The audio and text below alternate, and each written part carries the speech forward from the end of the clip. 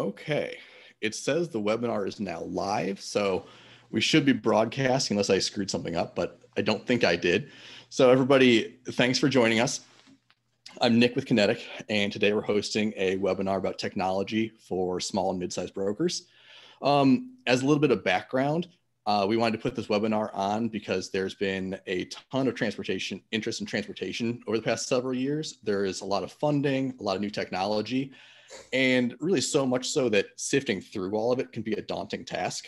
So we wanted to put out a webinar to help brokers, specifically small and mid-sized brokers, kind of learn about the different ways that technology can fit into their company. And we have a great panel with tons of industry experience specific to this area. So I personally spend a lot of time talking on the internet about my views in technology and brokerage and what have you. So my goal is to really just shut up and let these guys talk and maybe rein things in if we go off on tangents, as freight people are wont to do sometimes. So I'll let everybody kind of introduce themselves. Kurtis, you want to kick things off? Yeah, sure. So my name is Kurtis Tryber, currently the CEO and co-founder of a company called Power Only Transit. We are unbeknownst to the name, we're a digital freight brokerage servicing the open deck market. We build all of our technology proprietary, so everything's from the ground up. Former to that, I was the head of customer development at a company called Parade, and we were building a technology platform, which still exists today, to integrate into like incumbent brokerages and kind of bolt on to their TMS. So kind of what I'm bringing to the table is I've been on the tech side, I've been on the brokerage side, and now I'm really on a mission to kind of merge the two together into our brokerage today. So that's who I am. Looking forward to the panel, and thanks, Nick, for having me on. Yeah, of course. I mean, you're definitely one of the more tech savvy brokers that I know, and I 100% learn things every time I talk to you. I love your background with Parade. Capacity management is a odd passion for me, so I'm sure we'll bring that up at some point between Parade and Freight Friend. But let's jump into Bain. You want to tell us a little bit about yourself? Sure. Robert Bain. I go by Bain. I don't think really anybody knows my first name unless they're actually formally introduced to me. I'm a consultant with CarrierDirect. I specialize with capacity strategy, org design, training, compensation, as well as client engagement.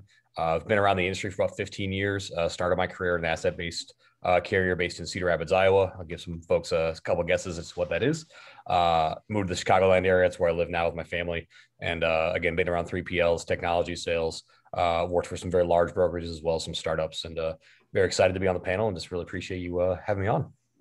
Yeah, man. Appreciate you having you being on here. I'm a big fan of CarrierDirect. I think you guys do a ton of great work for carriers, brokers, what have you, and really looking forward to your input on these things. Grace, let's jump over to you. Hi, yeah, my name is Grace Sharkey. I am a staff writer for Freightwaves. I really like to dive into different technologies that are coming out into the industry. Really focused, especially currently, on trucking and brokerage technologies to help bring really capacity optimization to the forefront of shippers and brokers alike. So my past, I've actually helped build about medium to on their way to a large size brokerage up in Grand Rapids, Michigan. That was Fifth Wheel Freight. They're doing a great job over there. So shout outs to them.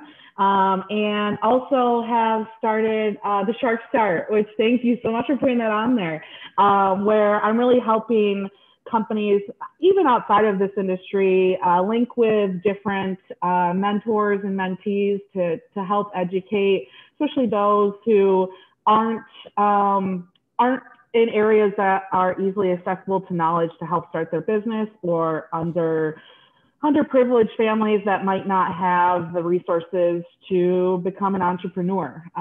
Really focused on creating a more sustainable relationship between business leaders and people looking to become business leaders. So I am a huge freight tech nerd. I love everything about it, from the carriers to the shippers and different technologies to make them more sustainable. And that's really how I met you guys, is just through discussions between ourselves. So I'm excited to have these discussions today and teach some of these people just the things that we talk on a daily basis, really.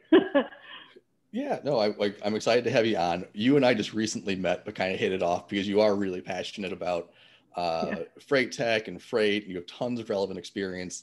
Really, like, you opened my eyes to some of the indirect impacts that freight tech can have on an organization that I'd really never even thought about before, like the recruiting side of things. So we'll definitely talk about that a little bit later. But let's kind of jump into the more substantive part of this webinar. So we have kind of a series of topics that we're going to go through, but we'll use this as a jumping off point. One of the reasons that we put this together is because I talk to a lot of smaller brokers, and one of the common things I hear is that they don't need technology because they focus on service, and that's what sets them apart from the competition. So, like, Kurtis, I'm going to kind of start this off with you, but I'd like to get everyone's take on it, because, like, my opinions on it are pretty well known. But what are your thoughts? Do small, medium-sized brokers need technology nowadays, or is service enough to really make an impact?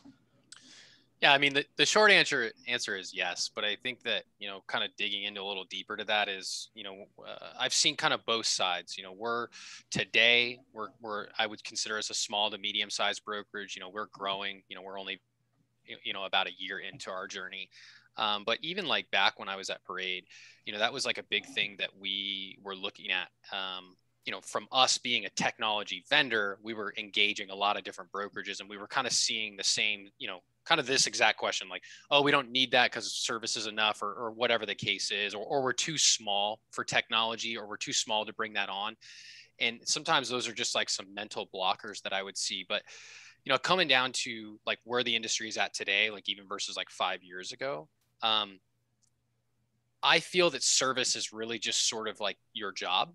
And if you're going to continue to like grow in your brokerage as you continue to grow, you have to start to incorporate some technology somewhere. And it doesn't have to be, creating the next Convoy, right? It doesn't have to be like creating all your own digital matching algorithms and things like that. It really should be like the small victories, right? Where, I saw a lot of this at Parade, where we'd have, a customer or a potential customer maybe in that $10 to $20 million range, but when they try to bring on a big enterprise shipper, they really didn't have some of the key pieces like an EDI integration, or the ability to EDI integrate. And it's like, okay, well, you're going to get to a certain point where, your customer is going to demand stuff like that, or else you won't grow. So it's about thinking more about the steps in your workload, or the flow of your load. It's not necessarily saying go and buy like a Freight Friend or Parade or like some sort of matching platform, but like you have to start thinking a little bit beyond that, like an EDI, maybe like a HubTran, something to help you like start to move more loads quicker, or figure out, some low hanging fruit processes that you can start to automate, or begin to sort of, structure in a way where it's not just a bunch of humans pulling every single lever, or else it's going to be really challenging to grow. Yeah, I mean, I think you are touching on some of the next slide coming up in terms of what's becoming table stakes in the industry. But before I jump into that, like, Grace, you have a lot of brokerage experience.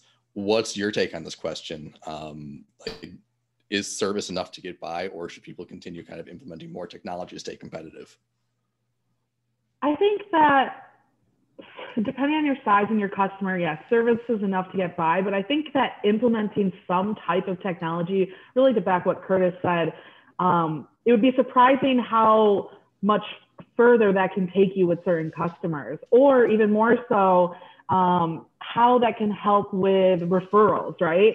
So a lot of times I've seen where smaller companies will implement maybe a little bit more sophisticated tracking system, or they focus on like one little piece, whether it's, how you invoice us, or how we pay the carriers.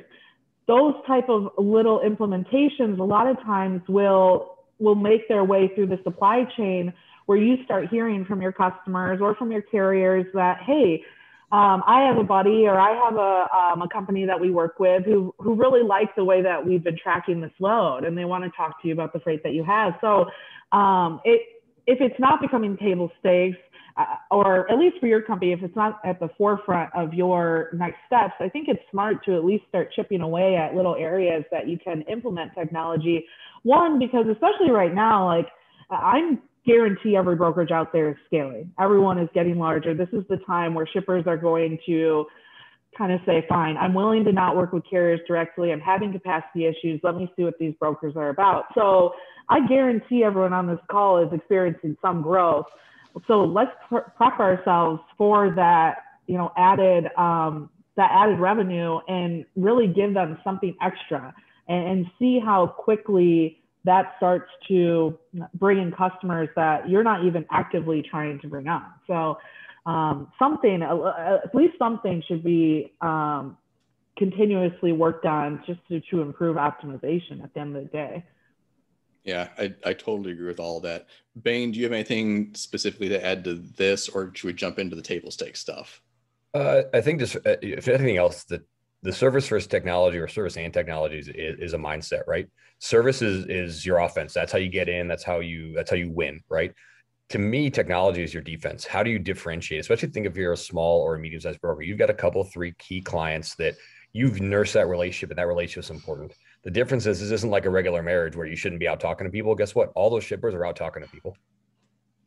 And so how do you make sure that you stay number one and you're the first round draft pick? That's to me, that's where technology can make a big difference, is when, customer XYZ knows that, hey, I've got great service when I'm, working with Kurtis, and on top of that, it's 24/7. I have everything that I need, whether it's my, receivables, whether it's tracking, what have you. The technology is there, that I have this very big brokerage feel, but I can call Kurtis and we have that personal relationship. So that's kind of, from a mindset perspective, I think that's really important as far as how you think about tech. Yeah, I think you guys all make great points. I don't think it's a surprise to anybody. We're all kind of on the same page about that one. So let's kind of jump into some of the specific technology itself. So let's ask the question of, like, what technology does a broker really need? And to me, that kind of breaks into 2 parts. One is what's becoming table stakes in the industry, like what is required to stay competitive versus what's just good to have. So Kurtis, again, I'm going to kind of start with you on this one. Do you think certain technology is becoming table stakes? If so, what are some examples of that brokers should start definitely onboarding now if they haven't already? Yeah, I mean, you break down, like, what technology do we use as a broker today, and I think there's a couple key pillars.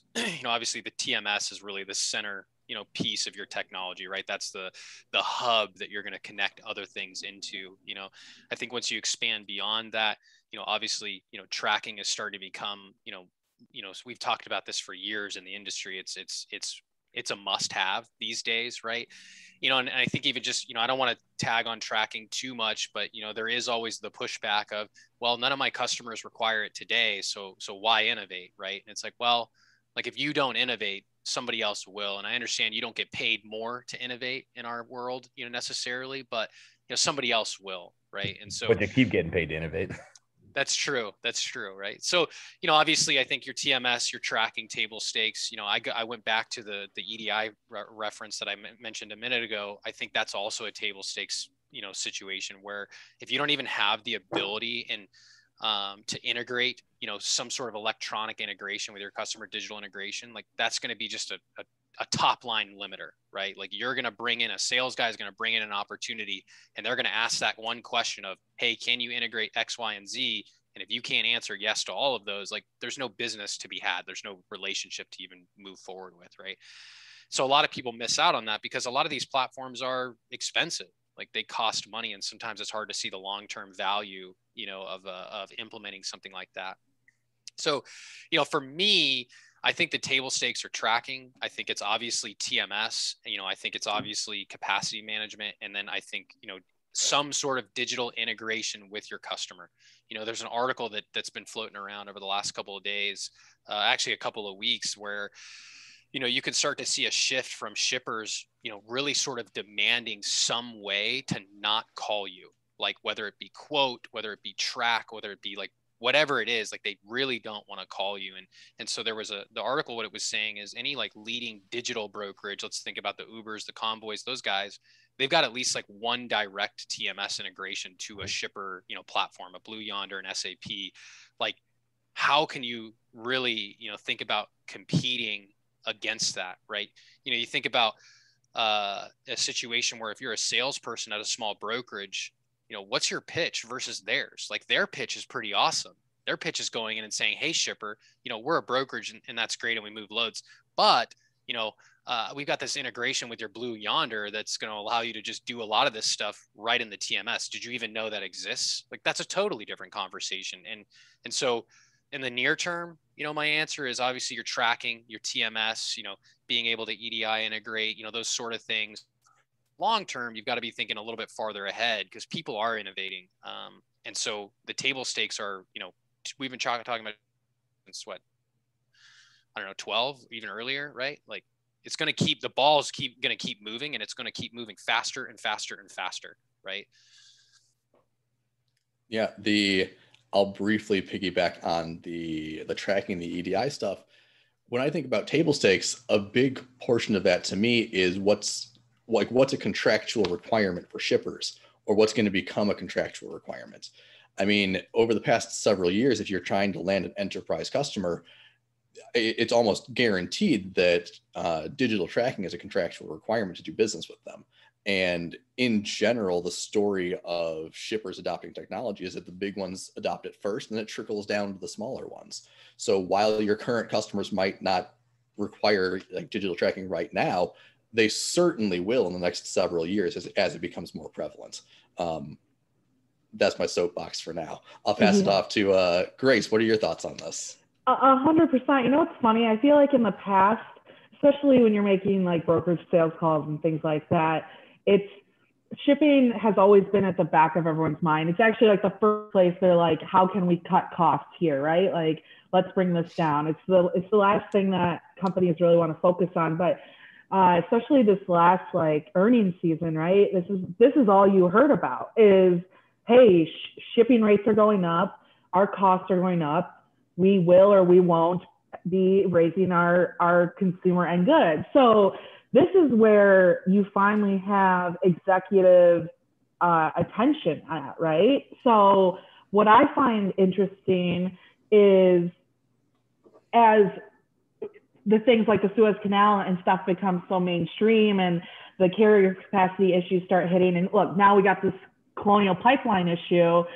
I'm more concerned with companies not having these already in place, the table stakes aspect of it, and maybe they get a new provider or a new chief of strategy for that specific area of shipping and transportation, and all of a sudden you're not prepared for the new requirements that they're asking, right? Like, you don't have the tracking set or easily accessible. You don't have someone who can onboard and help create that EDI connection.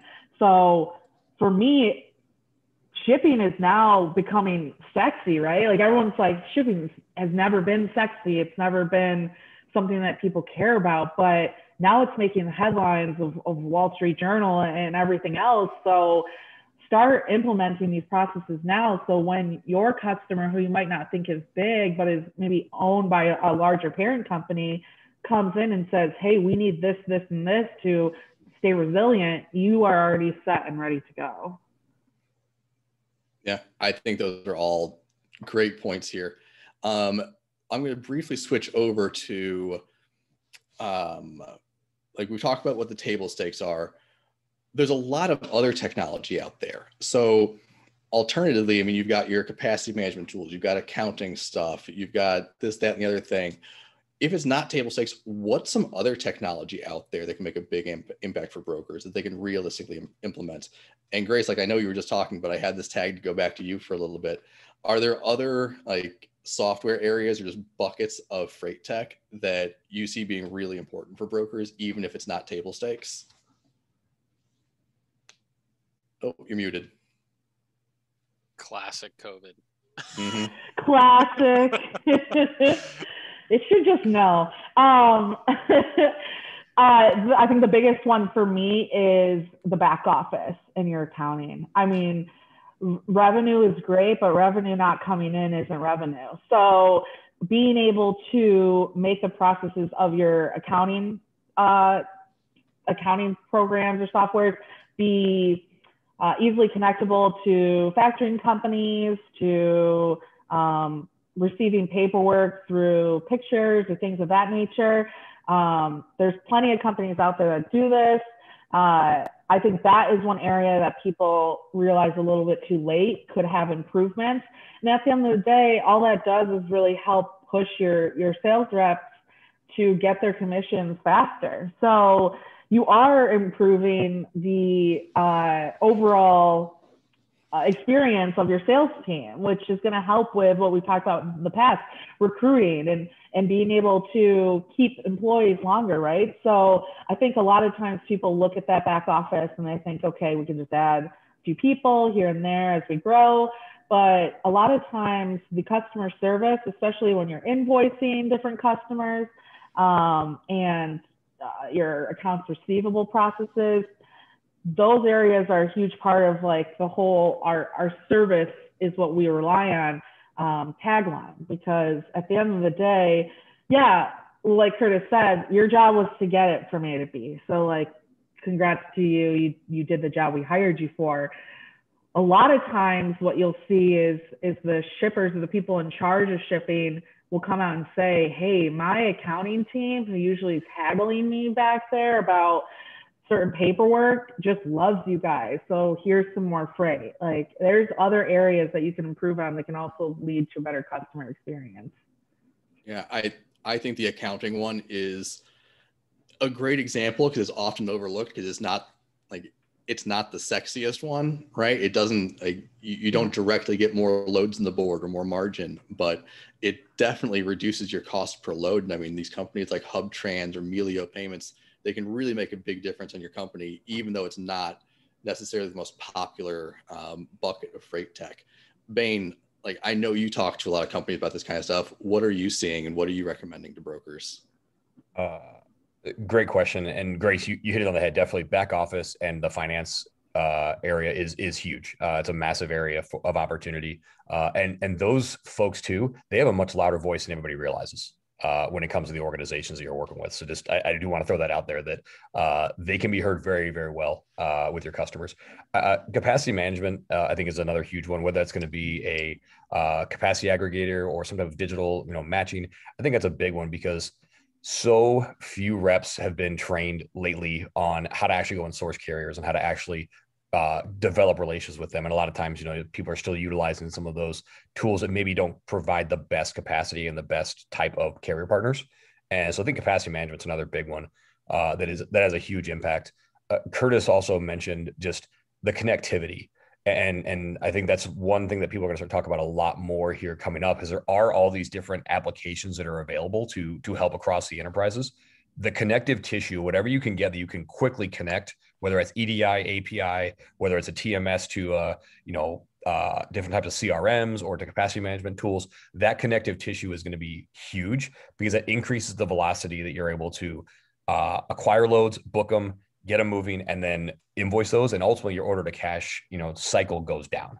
And at the end of the day, especially 3PLs, and early and small and medium-sized 3PLs, it's very much a cash in hand game, right? You're got to pay your carriers really quick. You got to wait for your customers. So the faster you can get paid yourself and the smaller that order to cash number is, that's huge for this long-term success of your business.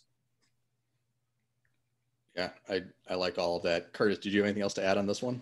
I was just going to say, I was just going to give maybe just a quick story of internally at our company, how, the things we just talked about are sort of like a real life example. So earlier this year, I like stories. Yeah. Earlier this year. So at my company, we kind of, my duties are all front of house, I'm operations, sales, I manage that side of it. So sometimes, being where I'm at in the company, you don't really realize what other fires are burning. And so a story for us was we brought on a pretty large enterprise shipper, for this year, and a lot of our contract freight turned on, and we, experienced some really big growth in overnight, right? We walked in January 2nd, was like, wow, this is a lot of freight to move. And so on the front of the house, we were executing. And what we didn't realize is, as we build out our platform, we were so focused on building front of the house, capacity management, digital booking, and those are things that we have built today.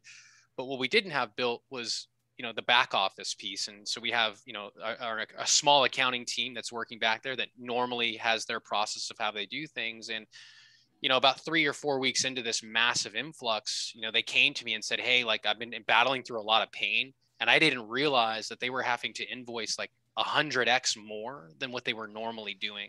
And so we had to sort of put, things on pause on the front of the house, technical side. And we said, we've got to go build out 2 other things. How can we invoice faster? And then how can we get carriers paid like really, really quickly, right? And there's platforms out there that other people can use. We build everything proprietary, but there's things like a Triumph Pay or something like that that's out there. But so what my point is, as you guys look at your company, understand that as you fill the top of the funnel with all these cool things that we're talking about, like you're going to create new fires for other people. And like, you really have to talk to each department to say, hey, if I bring on this enterprise shipper, what does that do to you? Because it could bankrupt you, right? If you can't quickly invoice, you could bring on an enterprise shipper and go bankrupt tomorrow, so that's just a story from our business, the growing pains that we go through and how we've seen some really, really quick victories on cool. If we build these 2 things for our back office, they can invoice, 10 times the more freight, and pay 10 times faster on carriers or whatever it is. I mean, they're just huge victories, especially for a small company like us. Yeah. I like the personal example because it kind of ties into our next question of how do you decide what tech is the best fit for your company? I mean, there is a lot out there, and it seems like there's more every single day. So it can be hard to cut through the noise and figure out like just where do you start to figure out what's the best fit for your specific company? Because like we mentioned this earlier a little bit, like the needs of a $5 million company are much different from the needs of a $25 million company. If you have a lot of contract freight, it's different than if you have a lot of spot freight. So like this is a very consultant-y question. So we're going to pass it off to our consultant here. Bain, where do you start?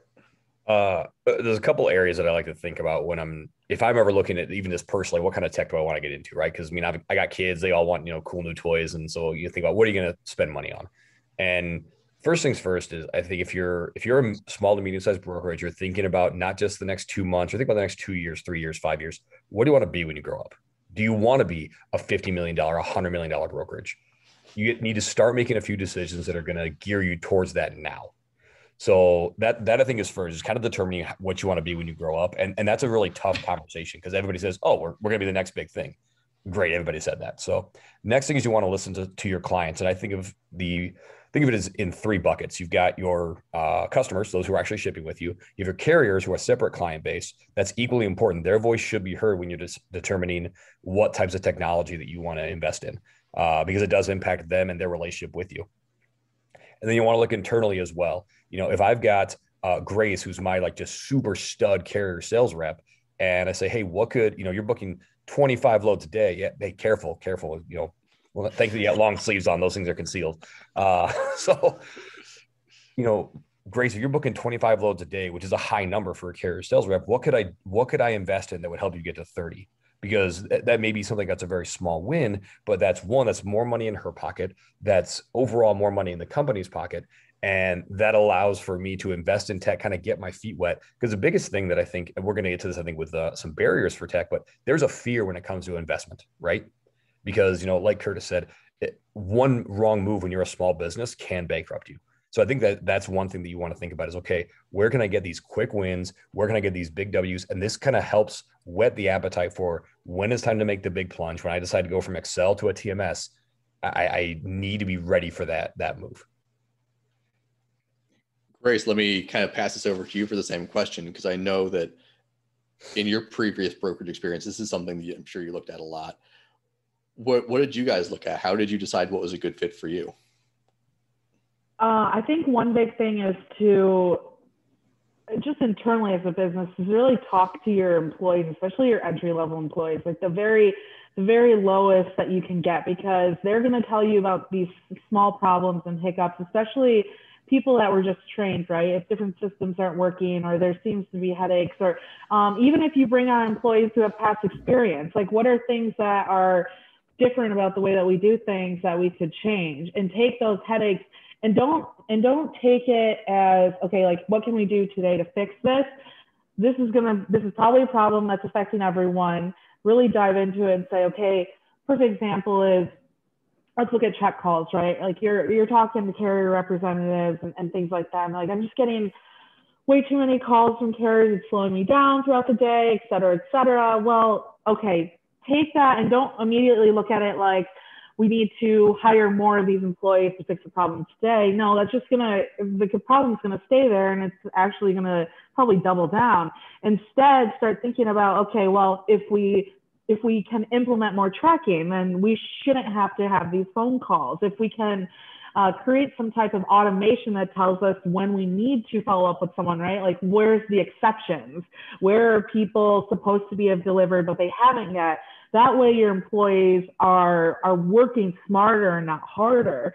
I think a lot of times what happens with especially small to medium-sized brokerages is that whenever there's a problem that comes up, the immediate thought is, oh, so let's just get another employee who can take that spot. That'll fix the problem. And it never will. It will just literally make the problem larger. And you're not doing anything like we talked about before to chip away from it over time. And it's not about implementing some huge technology and forcing everyone to do it differently today, but teaching them slowly, training them, explaining the importance of their time. Like, we always talk about like ROI, right? And I think a lot of times people look at ROI as like, okay, if I put this money down now, what's the exact money it's going to bring back to me? Well, a lot of times it's just time back into the employees you have. So it's not about the exact revenue that's going to come with that investment. It's about, okay, how much more revenue can my employees get underneath their belts that are going to allow them to make more money and go buy homes or invest themselves or contribute more to their 401k. And I think this is something that we talked about that wraps around back to recruiting, right? Like, I think a lot of times I, just wrote about this, that there's, recruiting constraints, just like there's capacity constraints right now. Well, a lot of these companies, a lot of these representatives are leaving large companies and they're looking for smaller companies where they can be more of a manager and more of a presence. But they definitely aren't going to want to go from like the technology of C.H. Robinson or XPO to a company who has absolutely no technology implemented at all whatsoever, because they already understand the true value of their time. So I think a lot of times people need to sit back and think, okay, there might not be like an exact dollar ROI. I mean, we could all put a data analyst behind it and probably find that exact number, but a lot of times it's going to improve the happiness of your employees, how much they enjoy their job, how much time you get one-on-one time with your employees. Like, have you ever tried to just pull people out in the middle of the day of a brokerage? It's like, yeah, Kurtis is laughing. Like, Bro, yeah, not happening. Yeah, it's not happening. But imagine you could create a system where, especially, let's look at carrier matching. Like, what if instead you could get your brokerage to a point where it is being matched appropriately through technology? So when your carrier representatives or your sales representatives are calling carriers, it's to literally build a relationship. It's literally to call and say, how has your Wednesday been? Not, hey, I don't have time for this side combo. Where are your trucks right now? Like, that's not how you build a relationship. So that's, I think, sometimes where people need to take big picture problems and think, okay, instead of my first reaction of just like hiring more people and really ruining my fixed costs at the end of the day, how can I start strategizing technology, or how can we do something differently using the technology that we have to improve this, not just for this one person who had the complaint, but probably everyone who might not have had the voice to speak up to begin with. So it's kind of a big area for me. No, I think there's definitely a tendency in freight to throw bodies at problems rather than trying to fix an underlying issue. Kurtis, let me ask you, is this kind of aligned with how you guys have approached things in terms of bringing new technology on? And I know you build it all in-house, but yeah, same general idea. The whole, when we set back, when we kind of, set out to solve the problem that we're solving, it's like pretty much top of mind. When we look at a problem, the first answer is never add a body. It's always like, okay, how can we get this person to be more effective? Right. And those are like how we decide, if we were to, everything we build is stuff you could buy off the shelf, like more or less, right? Like you could buy, the solutions that we have in somebody probably makes a very competitive, style of product. So like, we just look at the problem and we say, if we were to apply something to this, could this person be, a little bit more efficient? And if the answer is that's how we decide to build it, right? It's never like a situation where we dream something up and we go, oh my God, that would be really cool, some pie in the sky. And then we build it and everybody goes, like, I don't care. I mean, that's, and so I don't have any clear examples of that, but I have seen examples of technology like that gets implemented into like an already existing brokerage where like we put it in, if somebody buys it, some C-level exec buys it, they get the integration and then they roll it out and everybody goes, why did we get this? Like, what is this? What problem did this solve in my world? Because like, I have these other things to do. Like, why don't you build me something that solves this problem? Like they just forgot to ask. Right. So like, I echo, what Grace was saying, what tech is the best for your company? It's the one that solves an immediate challenge like today, right? Where can we get 10% more efficiency out of an employee? And that's the way we look at it. No, I think that's great. So we've talked about the technology available. We talked about which one could be the best fit for your company. I'd also kind of like to talk a little bit about the different barriers to onboarding technology and how brokers can overcome those, because it's a real problem, right? I mean, like you onboard this great new technology that everyone in the C-suite thinks is going to make huge changes in the organization. But at the end of the day, like you need to have people actually using it to get any value out of it. So here, Bain, I'm going to throw this one directly to you again, because consultants, how do you overcome the barriers to onboarding technology? How do you get seat level users actually using stuff? Sure. And from the consultant perspective, when we do an engagement with a client, one of the first things we do is we do sit down, virtually right now, but, normally be in person with those seat level employees. And we do talk about their roles and some of the pain points of what they have. I think it's important. And this is to anybody who's on this or watches this later. If you're that CEO or that founder, that person who is, in that C-suite, understand your problems are different than the people that are tracking your loads right now. They're two different worlds. And so it really is important to understand what makes them hurt, what makes them lose sleep at night, because what makes them lose sleep is very different from the things that keep you up. And so that's step one, is understanding truly what those problems are. We already mentioned it. The next one is not just the ROI, but also the ROT, the return on time, right? How much time do you get back by investing in something? I think that's an important one. You can put a dollar figure to it, but that soft savings of time is so important when it comes to technology. Because think about this: if you do want to throw bodies at a program or at a problem, who has time to train them? What do you do? Because everybody's already at capacity because the technology is not working. And so that's step one, is to understand what those those C-level problems are, understand what the time is that's involved with that. And then you start looking at process and change management, because as Kurtis said, when you roll something out and people go, what the heck is this? Because again, you've got to manage that process of change, because change is hard. Change sucks.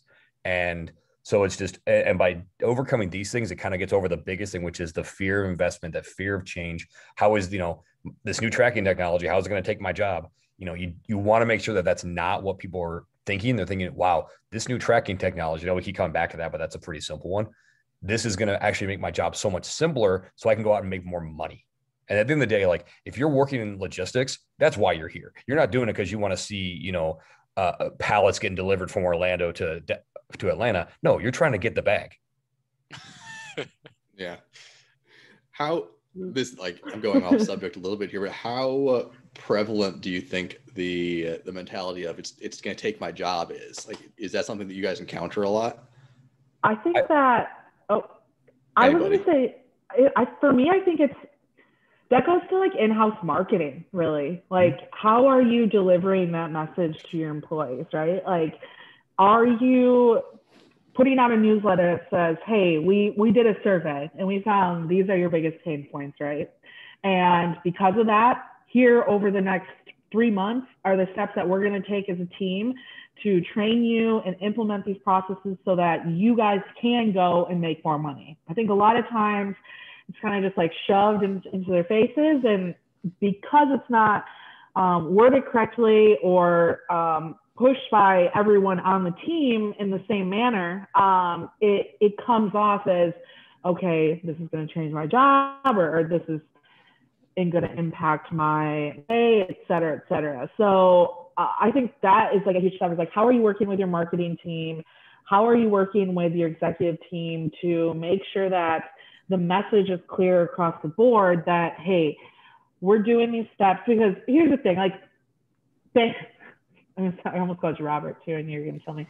Bain said it perfectly. Like, change sucks. Like, even if it's trying to lose weight or something that's going to have a great outcome for you, like, it's not comfortable. So I think that's like a great starting point to say, like, hey, we're going to fix these things.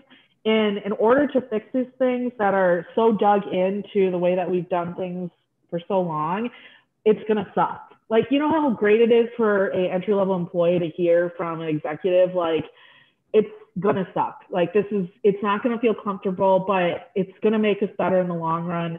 And we're going to invest in more lunches or do small things that are going to really make you feel better about the change. And we'll show you over time. Like, that's, I think, is something that Bain probably has done a lot. It's like, we're going to show you over time, like, how much your pay is going up. We're going to show you, like, your paycheck actually is improving because you booked this many loads, or because you added, look at all these carriers you added with your free time, and look how much they helped impact the company and also impacted you. It's important to market it and message it appropriately, or else, like, yeah, like, they aren't the owners of your company. They aren't investing in it. Maybe you have some type of share set up with them, but they're not the ones that are coming in they don't have the same mentality that you do as an owner. So you have to really try to relay the message in a way that is going to impact their lives. Hey, I know you want to buy a house. I know that you just got married and you have these steps. You're looking at having kids. Well, let's get you to the point so when that kid comes, you are making so much money that you have no worries at all about what school that they're going to go to, or how you're going to pay for childcare, et cetera. Like, let's implement these things so that we can help you achieve your life goals. And that is where it becomes a little bit easier. Yeah, Bain, I think in this call and previous calls, you talk extensively about explaining to people, like, the why behind things. Mm-hmm. And to me, that's what it all kind of boils down to. Like, sure, we understand, like, as a company, like, why this should happen, but why would you, individual rep, want to use this? Well, let me break down to you, like, how many more loads you're going to book, how much more profitably you're going to book those loads, how many more loads over the course of a month that adds up to, because the value of incremental change is huge and is often overlooked by individual people because they're too focused on, like, that one transaction. So, like, I love it whenever you go off on the, like, explaining the why tangent. And I won't go on the full tangent, but I think it's important. Oh, by all means. I'll use an example too. So for those who don't know, I powerlift outside of work, and I always bring that up because I think it's important because it's a good metaphor for life and also for logistics. Because to build a huge total in powerlifting, it's very much like building a brokerage, building a business. It takes time, effort, blood, sweat, tears, some throwing up every now and then. There's a lot of that stuff that goes into both of those things. And one of the things, my coach actually just did this the other day. He sent me a video of a squat that I did back in 2015. And comparatively, this squat is ugly, like fugly ugly. It's really bad, but it was still a 600-pound squat. So it was a big, like, it's like, that was the first time I ever hit it ever, like when training, competition, whatever. And then a few minutes later, he sends me a video of my 900-pound squat that I did back in January. And we're talking about the differences. It's like, look at this. You've done all these different things that I told you to do, from nutrition to rest to all the different training, everything that we've done. Then we had to go through injury, rehab, all these kind of things. Like, listen, you've gone up, you've come down, you come back up. And so you talk about messaging, it's incredibly important. He told me all these things were going to happen in 2015. And now we're sitting here in 2021 and all these things are happening. And so now we're going from, hey, here's a strong dude who, we're a former soccer player because no one cares about soccer. And now we're getting into something a little more extreme. And I'm on the cusp of squatting 1,000 pounds. And he told me in 2015, I'm going to get you there. I'm going to get 4 figures on your back and you're going to squat down and stand up with it. And so I think it's incredibly important when you think about your business, all that messaging happens up front. Like, we're going to get you here. Like, let's say your goal is, I'm a seat level account management rep and I've got, 5 accounts in my portfolio, but I want to make $100,000 a year. With this technology, with these investments, and obviously with growth, this is how we get there. And you continuously track and show them where it's happening. There's a lot of things that go into that. There is understanding, there's education, and there's also that loyalty that gets built. And that helps when it comes to business, that retention. Retention, at the end of the day, all it comes down to, how difficult is it for me to leave? If I'm making $100,000 a year in a seat level position, it's real hard for me to leave. And it's real tough for somebody to justify getting rid of you too, because you're obviously incredibly productive. At least I would hope so. Yeah. Yeah. No, that's all amazing stuff. So we talked about a lot of the technology involved here and onboarding and the hurdles to onboarding it. Grace, this is something that you talked about during our practice session last week that honestly had never even crossed my mind. And it probably should have, but there's a lot of ROI beyond just how many more loads you're booking when you bring on technology. So specifically, we talked about the recruiting stuff a little bit earlier. Do you want to flesh that out a little bit more about like what other impact your tech stack can have on an organization? Yeah. So the recruiting, I think, is a huge one. And let's focus on not just like overall technology, but like being innovative and really trying to fix a problem, which is something I'm sure like Kurtis could touch on as well. You look at companies who, Flock Freight would be one, but there's multiple companies now that are focused on technology that's helping pool freight or put partials together in order to maximize the amount of capacity that they have. Like they are bringing in recruits just off of that technology alone, because people are leaving and they're saying, okay, like at the end of the day, like if we're gonna let's like go straight down to the actual bottom line, like a brokerage is about helping shippers find a carrier and you're making a margin off that. It's the same thing as like a stock brokerage and things like that. So if your company is just focusing on that one mission of being able to do that effectively and bring my operating costs down to the very minimum, like your employees will only look at you as a business. Like you could sit there and you could pound this in their head, like, no, we're trying to like bring better customer service, or we really want to change the industry by like being ethical. Like, trust me, like that's not going to just show from you being able to track a little bit better or being able to invoice a little bit better. Like they want to know, recruiters in particular want to know, okay, what is your mission statement? What are you really trying to change about the industry to make it more efficient for everyone as a whole, right? So you look at something like pooling freight or matching partials together, and they're able to take reps from huge companies because that's something they want to learn how to do. That's a skill. Like that's a different skill that not every brokerage is good at. Maybe you have a niche, right? Like maybe you're really good at like hoppers, or you're really good at flatbed freight, or you're really good at moving some other type of special product that you have to have technology in order to do that correctly. So I think it's smart to really look at like, what is your niche? What is the special thing about you?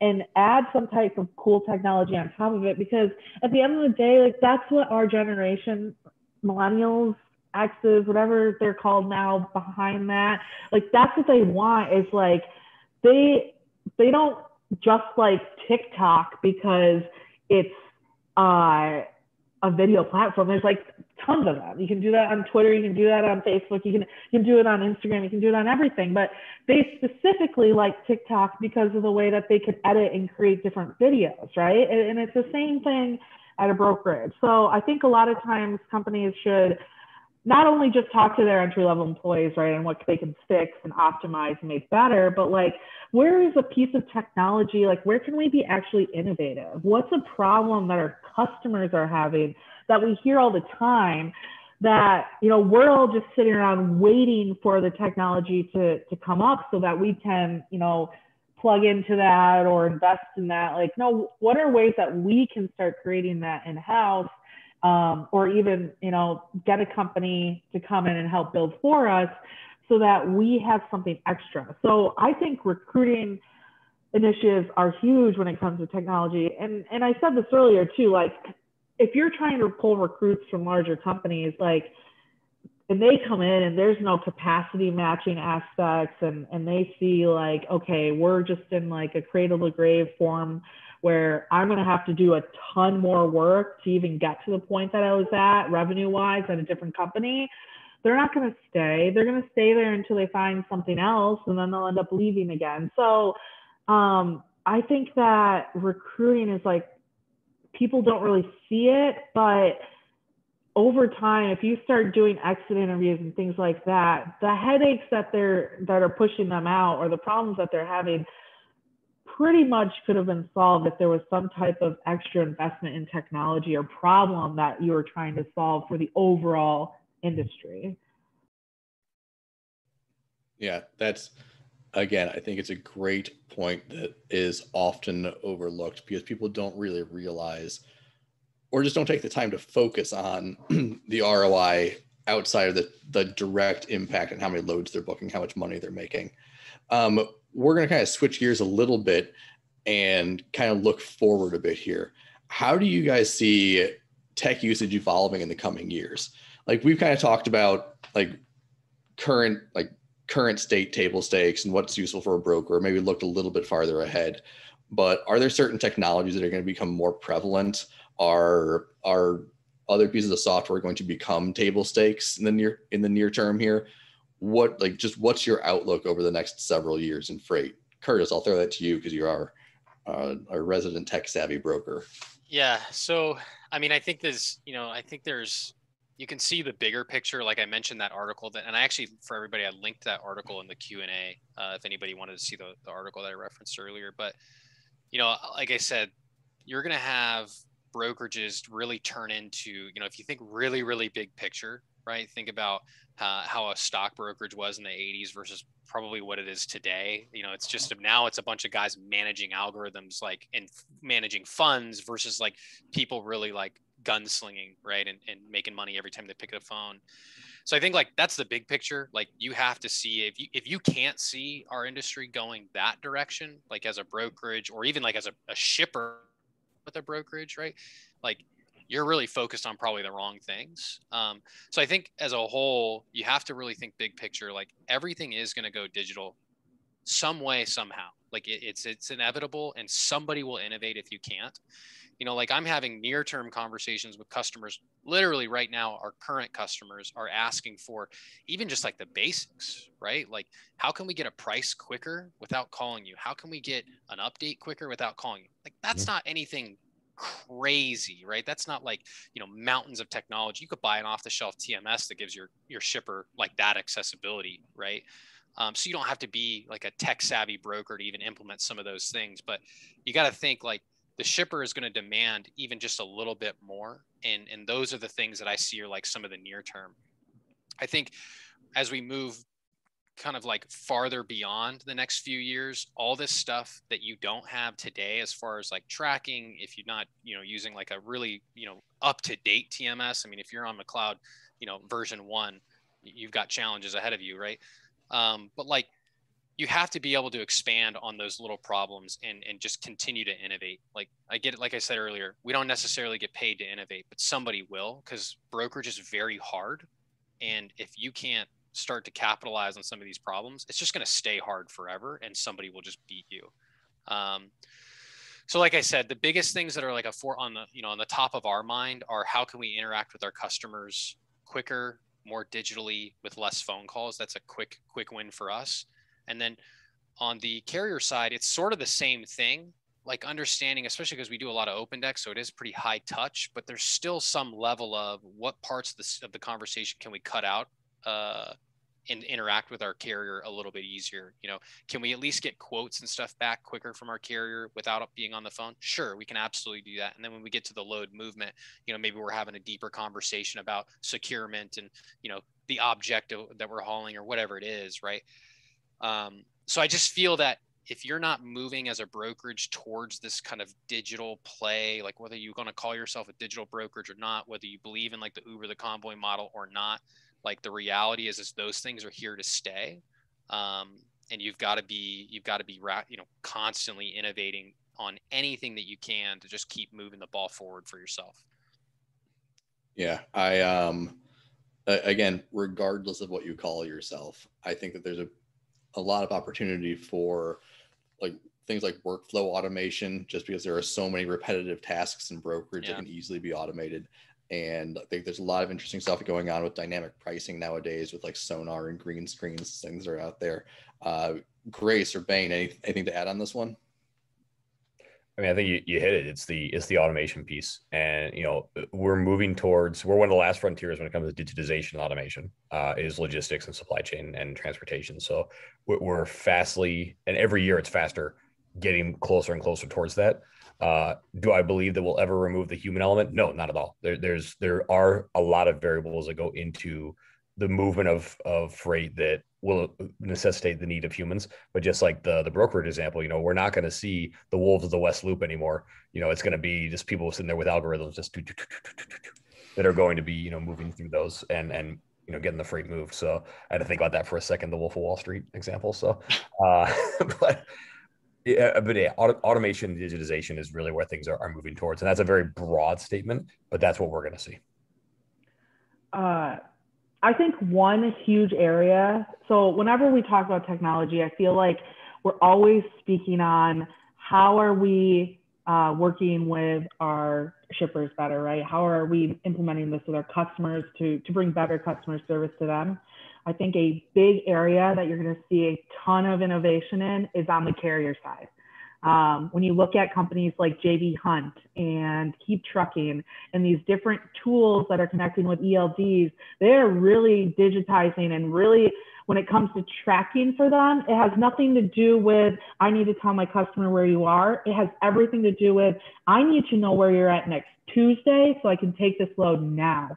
And I spend a lot of time over the last like 2 or 3 months just talking with carriers, and I'm talking like 2 or 3 trucks, owner operators, and these guys are really starting to get down with technology, and they are moving fast. And if your onboarding is manual, they are going to say goodbye. I just got email from someone with 5 different loads I can take, and you just lost me. So I think people really need to start looking at, like, how are we working with factoring companies? How am I giving you comm checks? How am I supporting the carrier? How are they invoicing me? And are we fun to work with when it comes to carriers? Like, they are just bringing in cash right now. And unlike before, they are investing in areas to make themselves really, really, really efficient.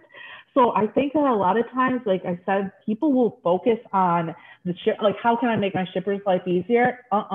You need to really start talking to your carriers and figure out what they're working on and what they're doing, and get those EDI connections moving ASAP, because they're going to start moving off those load boards soon. And if those load boards don't have the book it now aspect ready to go, it's going to be a whole different conversation. So that's my biggest thing to watch. Never underestimate the importance of being fun to work with. Rule number 1, most fun wins. Amen. Yeah. All right. Well, we're getting really close to time here. So do you guys have any parting comments to brokers on the fence about new technology, or just generally how to reach out to you guys if they want to? We'll just kind of go one by one here. Kurtis, parting comments or how to reach out? Yeah. I mean, my parting comments are, just seeing, I've been the person selling technology to brokerages of all sizes. I mean, from the 10 million to the 1 billion. I've been in the room at every single one that you can probably, you guys know the big guys and the small guys. But all I can say is, yeah, maybe you are too small for things today, but I know for a fact that there is some low-hanging fruit. So just a quick story. A friend of mine recently sort of did this exercise where he went out and bought a brokerage that was in the $20 to $25 million range. So, I'd say small to mid-size. And, they're not a tech-focused firm, but what they did was that he just literally walked around the room and said, hey, how do you do every day? What do you do every day? What do you do every day? And it was the one story he told me was this accounting lady was taking invoices in via email, printing them off, and then putting them in a box. And then that box was how she determined what invoice hadn't been paid to the carrier. Right. And so again, this is not a heavy brokerage. This is your, probably most of the people that will be watching today. And he was okay, we need to get you out of this box and we need to get you moving, some platform. So they put in a HubTran to solve that problem. Right. Super quick victory. And now that, that entire part of the firm is moving lightning fast. Those are the type of wins that people need to be looking for. It's those 1 to 10% gains, not the I've got to be Convoy tomorrow. just look for those 1 to 10% gains. Do one thing a year, do one thing every quarter. And those are the areas you need to be looking for. It's not the, don't turn in a convoy. Just go find your quick wins and find a solution to solve that. Perfect. Grace, any parting comments or how to reach out to you? So my email's right there. Feel free to reach out to me. I think the biggest thing for me is not always about new investments. A lot of times it's time and relationship investments with the providers that you already have. So many times there's small companies that their TMS could be working properly, but because no one is talking directly with that TMS provider about different issues, they're not being trained appropriately on how to use the system. So if you are like, I don't know if I can just put money down on new training, investments, and things like that, build a good relationship with the providers you're working with now at the very least, and figure out, okay, what are they having? What are they planning on? What integrations are they adding? What is my future with this provider?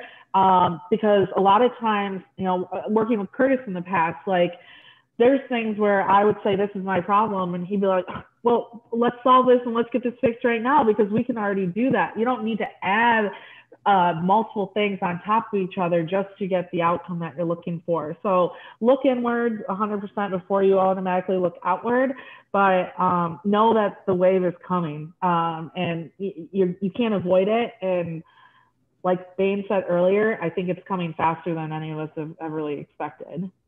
Yeah. All right, Bain, last but not least. Yeah. So my contact information is here on the screen. Only thing I'll say is that, whether you're a seat level employee or a CEO, whatever, you're watching this, you're going to see the recording, have the audacity to win, find the tools that are going to help you do it, and have the audacity to go win. I think that's a great place to end. That's an awesome quote. As I like to always say, let's fucking go. There we go. All right, everybody. Thanks for being part of this webinar. I appreciate the attendees for coming on. Panelists, I think you did a great job. I appreciate you guys being a part of this. We'll be putting it up on our YouTube channel. So feel free to check that out, reach out with any questions, or just check us out at poweredbykinetic.com. That's it, guys. Thanks, Nick. Thanks, Nick. Thanks, guys. We'll see you.